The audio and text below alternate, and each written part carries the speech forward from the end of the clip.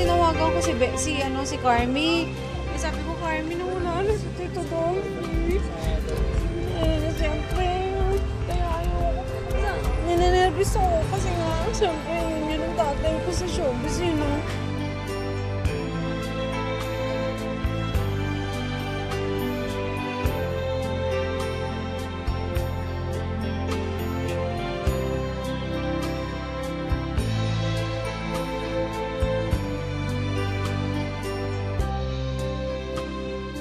Every time may movie ako sa kanya, palagi niyang sweet ha. Totoo to, talagang bigyan ako ng action scene.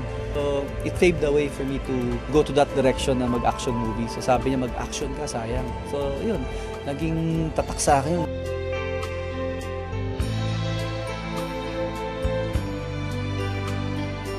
Bahagi ako ng isang buong pamilya. Yun ay yung puruntong pamilya ko sa John and Marcia.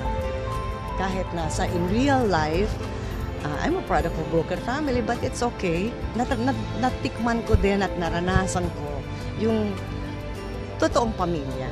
And yung last na kita namin ng dad ko, yun yung na worried siya sa akin kung okay ako. Sinabi ko sa kanya na okay ako, dad. Nakapagsabi ako, nasabi ko sa kanya lahat yung kailangan ko sabihin at lahat ng gusto niyang malaman. And I'm so happy na nagawa ko yun. Mahal na mahal ko siya.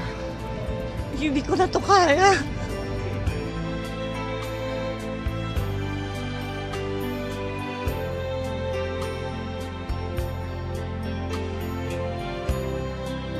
Sa ngayon po ba, Tito Dolphy, may nakikita ka bang pwedeng pumangalawa sa inyo?